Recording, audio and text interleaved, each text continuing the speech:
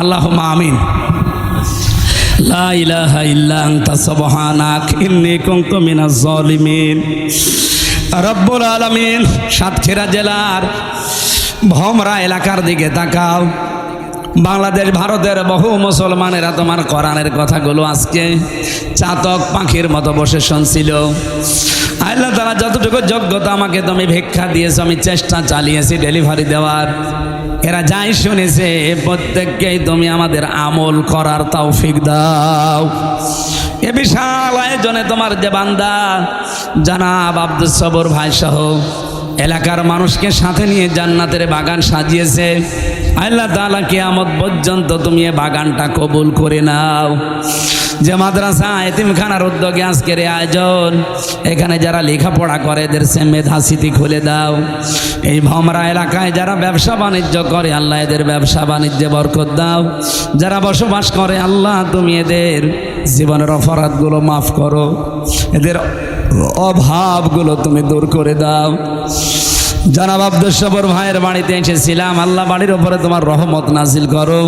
তার মা বাবা, বিশেষ করে সভাপতি তার বাবা, তাকে কবুল করে নাও। তার মা, তার স্ত্রী, সন্তান যেগুলো দিয়েছো সহি সালামতে রাখো আল্লাহ। তার জামাইটাকেও কবুল করো। আজকের মাহফিলে যারা আলোচনা রেখেছেন বন্ধুবর মাওলানা আশরাফুজ্জামানকে মঞ্জুর করো, মাওলানা হোসাইন মাহফুজকে কবুল করো, নাজমুস সাকিব ভাই সহ সাইফুল ইসলাম সহ যত আলেম এসেছে আলেমদেরকে আলেম হিসাবে মেনে নাও। ফিলিস্তিনের মুসলমানদের জন্য আল্লাহ তুমি হামে ও নাসির হয়ে যাও। পৃথিবীর মানচিত্র থেকে ইসরায়েলকে তুমি হালাক করে দাও। বাংলাদেশটা তুমি কোরআনের হাতে তুলে দাও। চর্ম চোখে যেন দেখতে পারি ৫৬,০০০ বর্গ মাইল বাংলাদেশ কোরআন দিয়ে চলছে। যত ষড়যন্ত্র আছে সব তুমি নস্যাৎ করে দাও। সম্মানিতা মা বোনদেরকে খাদিজার মতো, আয়েশার মতো বানিয়ে দাও। এদের পেটে তুমি হযরতে হাসান হোসাইন ফাতেমার মতো সন্তান দান করো। পারিবারিক জীবনে যারা আমরা অশান্তিতে আছি মেহেরবানি করে আমাদের শান্তি দাও। রব্বানা আতিনা ফিদ দুনিয়া হাসানা ওয়া ফিল আখিরাতি হাসানা ওয়া কিনা আযাবান নার। আল্লাহ মিলন সহ জিহাদ সহ যত মানুষেরা আজকে কোরআনের জন্য কষ্ট করছে, আজকের এই ময়দানে যত স্বেচ্ছাসেবক কাজ করেছে, এদেরকে যে মা পেটে নিয়েছে মায়ের পেটগুলো তুমি ধন্য করে দাও।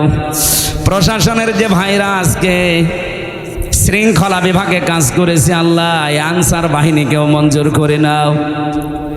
রব্বুল আলামিন, এলাকায় মাটির নিচে যত মানুষ ঘুমিয়ে আছে কোরআনের ইজ্জতে মাফ করে দাও। বারাকাল্লাহু লানা ওয়া লাকুম ফিল কোরআনিল আযীম। মরণ আসলেই যেন জবানে জারি হয়ে যায় লা ইলাহা ইল্লাল্লাহু মুহাম্মাদুর রাসূলুল্লাহ। আসসালামু আলাইকুম।